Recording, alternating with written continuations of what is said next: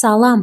Bugün gəlin birlikdə minilliklər boyu sivilizasiyaları formalaşdıran bir anlayışa nəzər salaq.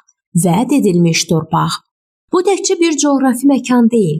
Həm ümid, həm də bəzən münaqişə mənbəyi olan çox dərin bir ideyadır. Gəlin söhbətə radikal bir fikirlə başlayaq. Heç düşünmüsünüzmü ki, bir cəmiyyət elə qurula bilər ki, orada daimi yoxsulluq qanunla qeyri-mümkün olsun. Bax, bugün məhz belə bir iqtisadi ədalət modelindən danışacağıq. Deməli, Qədim İsraildə vəd edilmiş torpaq deyəndə söhbət təkcə bir ərazidən getmirdi. Yox, söhbət tamamilə fərqli, hətta deyərdim ki, radikal qaydalarla işləyən bir cəmiyyət qurmaqdan gedirdi. İndi gəlin fərqə baxaq. Məsələn, Qədim Misirdə bütün torpaqlar Fironun idi. İnsanlar isə onun mülkündə işləyirdilər. Amma İsraildəki sistem, bax bu tamamilə başqa idi. Onlar inanırdılar ki, torpağın əsl və yeganə sahibi Allahdır. İnsanlar isə sadəcə olaraq onun idarəçiləridir. Təsəvvür edirsiniz, bu tək bir fikir hakimiyyət və mülkiyyətlə bağlı bütün anlayışları alt-üst edirdi. Və bu sistemin çox aydın bir məqsədi var idi. Gücün və sərvətin bir neçə nəfərin əlində toplanmasının qarşısını almaq. Yəni torpaqlar ailələr arasında bölünürdü və heç kim torpağını həmişəlik sata bilməzdi. Bu sanki iqtisadi bir təhlükəsizlik sistemi idi. Satış yox, sadəcə müəyyən bir vaxta qədər icarə var idi. Bu da o demək idi ki, heç kim varlanıb bütün torpaqları ələ keçirə bilməzdi. Yaxşı, sual yaranır, bu cür ədalətli sistemi nəsillər boyu necə qorumaq olardı? Axı, zamanla yenə də bərabərsizlik yarana bilərdi.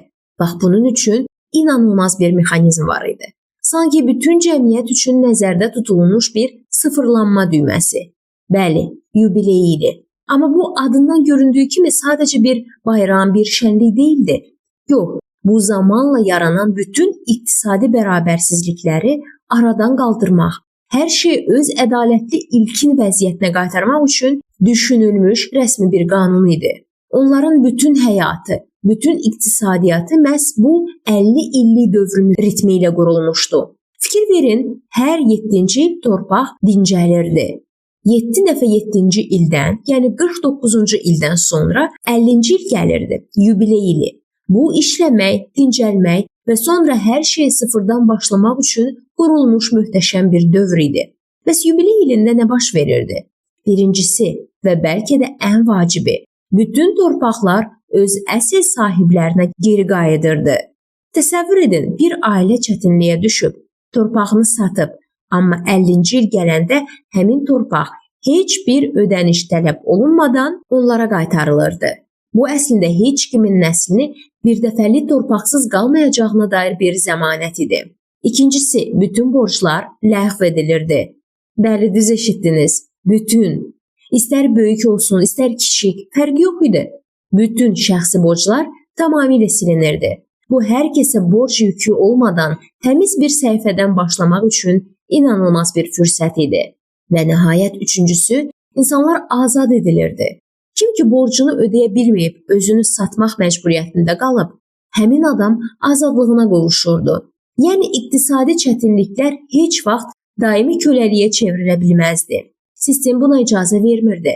Amma bu möhtəşəm sistemin işləməsi üçün bir fundamental şərt var idi. Allaha itayət. İsrail xalqı bu ədalətli qanunlara əməl etməyəndə isə hekayə tamamilə başqa, çox faciəvi bir məcraya yönəldi. Onlar üçün torpağı itirmək, hər şey itirmək deməkdir. Əsl milli fəlakət idi. Ancaq bəzən ən böyük faciələr ən dərin dərsləri verir. Məhz bu hadisə onların Allahın vədi haqqındakı bütün təsəvvürlərini kökündən dəyişdirdi. Baxın, sürgündən əvvəl onlar düşünürdülər ki, torpağımız varsa, deməli Allah bizimlədir. Yəni münasibətləri torpağa bağlı idi. Amma hər şeylərini itirəndə, sürgündə olanda başa düşdülər ki, əslində tam tərsinədir. Allah torpaqları olmasa da yenə də onlarladır və əslində torpağın özü onların Allahla münasibətlərindən asılıdır. Bu çox böyük bir idrak dəyişikliyi idi. Yaxşı, bütün bunlardan sonra vədin taleyi necə oldu? İndi gəlin hekayənin son mərhələsinə keçək və görək bu anlayış necə təkəmmül edib. sadəcə bir xalqın deyil, bütün bəşəriyyətin ümidinə çevrildi. Əhd-i Cədiddə bu vəd heç vaxt unudulmur, ləğv edilmir. Əksinə o sanki daha da böyüyür və genişlənir. Vəd edilmiş torpaq anlayışı İsa Məsih vasitəsilə fiziki bir məkandan daha böyük mənəvi bir mirasa çevrilir. Bu təkəmmülü 3 mərhələdə görə bilərik. Əvvəlcə Kənan torpağı olaraq fiziki bir vəd var idi. Sonra İsa Məsihə iman edənlər üçün bu ruhani xeyir dualara bir növ mənəvi mirasa çevrildi. Və nəhayət son ümid olaraq bütün yaradılışın yenilənəcəyi mükəmməl bir yeni yer kürəsi vəd edilir. Və bu son vəd əsl son ev kimi təsvir olunur. Elə bir yer ki, orada səmavi çoban öz sürüsünü həyat verən suların kənarına aparır. Bütün çətinliklərin bitdiyi, tam sülhün, təhlükəsizliyin və dincliyin olduğu bir məkan. İnsanların nəhayət öz əbədi evini tapdığı yer. Beləliklə gördüyümüz kimi, konkret bir torpaqla başlayan bir qədim hekayə zamanla daha dərin, daha universal bir axtarışa çevrilib. Hamımızın axtardığı o mükəmməl evə, haradakı ədalət var, aidiyyət hissi var və sülh var. Bu minillik hekayə əslində bugün bizim də qəlbimizdəki o mükəmməl ev axtarışının hekayəsidir.